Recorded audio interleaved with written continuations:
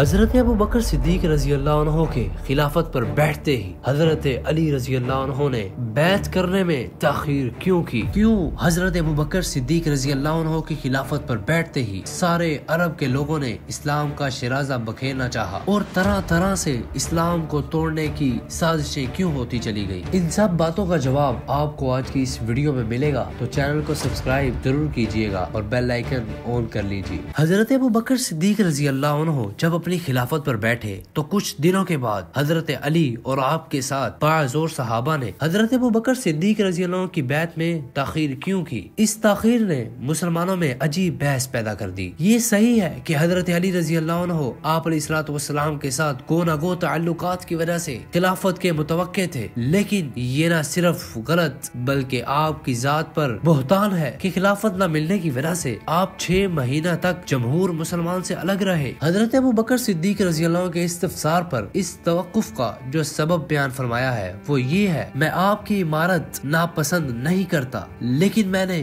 قسم کھائی تھی کہ جب تک قرآن نہ جمع کر لوں گا اس وقت تک نماز کے سوا اپنی چادر تک نہ اوڑوں گا۔ حضرت فاطمہ رضی اللہ عنہ کی وفات کے بعد آپ نے بھی بیعت کر لی اور حضرت ابو بکر صدیق رضی اللہ عنہ کے فضائل کا اعتراف فرمایا اور کہا، آپ کو اللہ نے جو رتبہ دیا ہے اس پر ہم کو حسد نہیں ہے، لیکن اتنا ضرور ہے کہ ہم اس کو اپنی حق تلفی سمجھتے ہیں، کیونکہ رسول اللہ صلی اللہ علیہ وسلم کے ساتھ قرابت کی وجہ سے ہم اسے اپنا حق سمجھتے ہیں۔ یہ سن کر حضرت ابو بکر صدیق رضی اللہ عنہ کی آنکھوں سے آنسو جاری ہو گئے۔ آپ نے فرمایا، اس ذات کی قسم جس کے ہاتھ میں میری جان ہے، میں رسول اللہ صلی اللہ علیہ وسلم کے رشتہ داروں کو اپنے رشتہ داروں سے زیادہ عزیز رکھتا ہوں۔ رسول اللہ صلی اللہ علیہ وسلم کی جائیداد میں نے آپ صلی اللہ علیہ وسلم کے طرز عمل سے انحراف نہیں کیا۔ اس صاف دلی کی گفتگو کے بعد دونوں کے دل ایک دوسرے سے بالکل صاف ہو گئے۔ حضرت ابو بکر صدیق رضی اللہ عنہ نے مجمع عام میں حضرت علی رضی اللہ عنہ کی تاخیر بیعت پر آپ کی جانب سے عذر خواہی کی اور حضرت علی رضی اللہ عنہ نے سب کے سامنے آپ کے فضائل کا اعتراف فرمایا۔ حضرت ابو بکر صدیق رضی اللہ عنہ کی خلافت کا آغاز بڑی مشکلات اور بڑے اہم حوادث کے ساتھ ہوا، لیکن آپ نے اپنے تدبر اور مذہبی بصیرت سے ان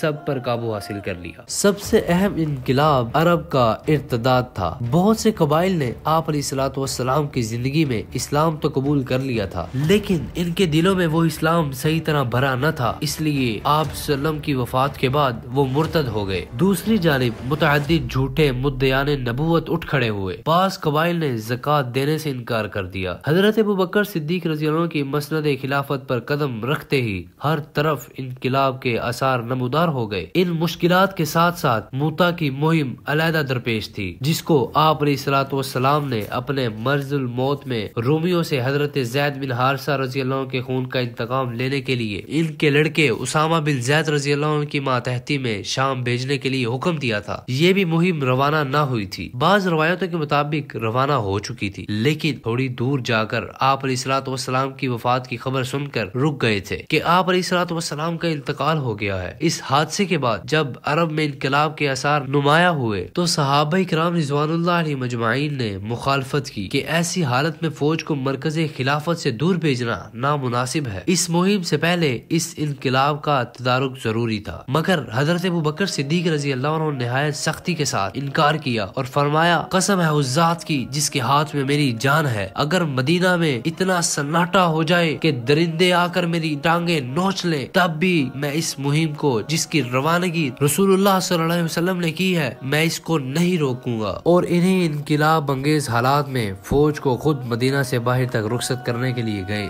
رخصت کرتے وقت ہدایت کی کہ خیانت نہ کرنا، مال نہ چھپانا، بے وفائی سے بچنا، مسئلہ نہ کرنا، بوڑھوں، بچوں اور عورتوں کو قتل نہ کرنا، ہرے بھرے اور پھل دار درختوں کو نہ کاٹنا، کھانے کے علاوہ جانوروں کو بے کار ذبح نہ کرنا۔ 40 دن کے بعد یہ مہم اپنا کام پورا کر کے فاتحانہ مدینہ واپس آئی۔ حضرت ابو بکر صدیق رضی اللہ عنہ نے شہر سے نکل کر اس کا استقبال کیا۔ بظاہر ایسے نازک وقت میں حضرت ابو بکر صدیق رضی اللہ عنہ کا فوج کو روانہ کرنا مصلحت اور تدبر کے خلاف معلوم ہوتا تھا، لیکن اس کا اثر نہایت اچھا پڑا۔ اس سے ایک طرف بیرونی طاقتوں کے دلوں پر خوف بیٹھ گیا، دوسری طرف انقلاب کرنے والوں کو اس کا یقین ہو گیا کہ مسلمانوں کی قوت کافی ہے، ورنہ ایسے حالات میں جبکہ اندرونی قبائل میں بغاوت بپا تھی، وہ بیرونی دشمنوں کے مقابلے میں اتنی بڑی فوج نہیں بھیج سکتے تھے۔ اور اسی طرح طرح آپ علیہ الصلوۃ والسلام کی زندگی میں ہی مدعیان نبوت پیدا ہو گئے تھے، جیسا کہ مسیلمہ کذاب نے آپ علیہ الصلوۃ والسلام کے زمانہ میں ہی نبوت کا دعویٰ کیا تھا، لیکن آپ علیہ الصلوۃ والسلام کی زندگی میں یہ جھوٹی آواز ابھر کر سامنے نہ آ سکی، لیکن آپ علیہ الصلوۃ والسلام کی وفات کے فوراً بعد ہی یہ آواز بلند ہو گئی۔ چنانچہ اسود انسی، طلحہ بن خویلد، کئی مدعیان نبوت پیدا ہو گئے۔ مرد تو مرد، عورتیں تک اس خبط میں مبتلا ہو گئی تھی۔ چنانچہ قبیلہ تمیم کی ایک عورت سجا بنت حارث بھی نبوت کی دعوے دار بن گئی تھی اور مسیلمہ کذاب نے اس سے شادی کر لی تھی۔ موتا کی مہم کے بعد حضرت ابوبکر صدیق رضی اللہ عنہ نے ان جھوٹے نبیوں کے استحصال کی طرف توجہ فرمائی۔ مسیلمہ کی مہم حضرت شرحبیل بن حسنہ رضی اللہ عنہ کے سپرد ہوئی۔ خالد بن ولید رضی اللہ عنہ طلحہ بن خویلد کی طرف بڑھے۔ طلحہ اور اس کے متبعین کو قتل و گرفتار کر کے 30 قیدیوں کو مدینہ واپس روانہ کیا۔ طلحہ شام بھاگ گیا تھا، لیکن پھر تجدید اسلام کر کے مسلمان ہو گیا۔ طلحہ کے ماننے والوں میں زیادہ تر قبیلہ طے تھا۔ اس کے سردار عدی بن حاتم رضی اللہ عنہ نے اسے دوبارہ مسلمان بنا لیا۔ باقی دوسرے اتباع کو خالد بن ولید رضی اللہ عنہ نے شکست دے کر قتل و گرفتار کیا۔ حضرت شرحبیل بن حسنہ اور اکرمہ رضی اللہ عنہ مسیلمہ کذاب کے مقابلے میں تھے۔ اکرمہ رضی اللہ عنہ نے شرحبیل سے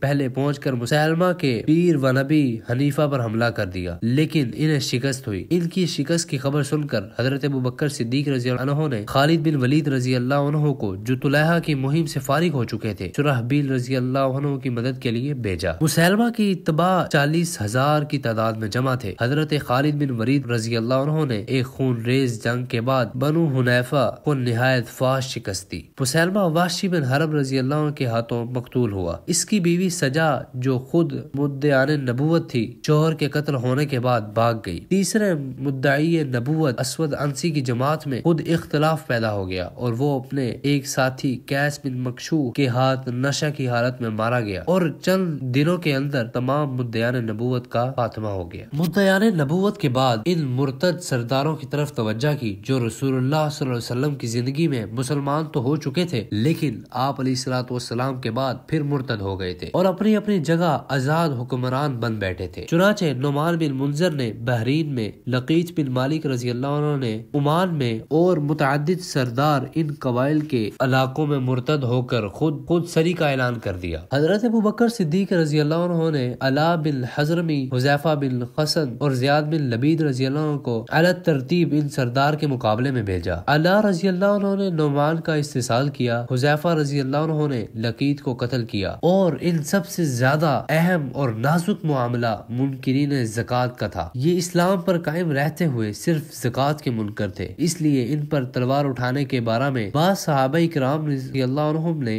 اختلاف کیا اور کہا، جو لوگ توحید و رسالت کا اقرار کرتے ہیں اور صرف زکوٰۃ دینے کے منکر ہیں، ان پر کس طرح تلوار اٹھائی جا سکتی ہے؟ اس موقع پر بھی حضرت ابوبکر صدیق رضی اللہ عنہ نے اپنی دینی بصیرت اور عرفان شریعت سے فرمایا، اللہ کی قسم، جو شخص رسول اللہ صلی اللہ علیہ وسلم کی زندگی میں بکری کا ایک بچہ زکوٰۃ میں دیتا تھا، اگر وہ اس کے دینے سے انکار کرے گا تو میں اس کے مقابلے میں جہاد کروں گا۔ آپ کے اصرار پر حضرت عمر رضی اللہ عنہ کو بھی آپ کی اصابت رائے کا اعتراف کرنا پڑا۔ اگر آج انہیں زکوٰۃ نہ دینے پر چھوڑ دیا جائے گا، نماز اور روزے کا منکر ہو جائیں گے اور اسلام ایک تماشا بن جائے گا۔ حضرت ابوبکر صدیق رضی اللہ عنہ نے نہایت سنجیدگی کے ساتھ تمام منکرین زکوٰۃ قبائل کے مقابلہ میں فوجیں بھیجی۔ آپ کو اس معاملے میں اتنا غلوف تھا کہ بنی عبس اور بنی زیبان کے مقابلے میں خود گئے اور انہیں زیر کیا۔ آپ کی مستعدی اور استقامت سے چند دنوں میں تمام منکرین زکوٰۃ نے زکوٰۃ ادا کر دی۔ بعض لوگوں نے خود مدینہ حاضر ہو کر بیت المال میں داخل کی۔ اس طرح صدیق اکبر رضی اللہ عنہ کی مذہبی بصیرت، اصابت رائے اور استقلال اور استقامت سے تمام فتنے جو آپ علیہ الصلوۃ والسلام کے بعد دفعتاً بپا ہو گئے تھے، یہ سب ختم ہو گئے اور اسلام نے گویا دوبارہ زندگی پالی۔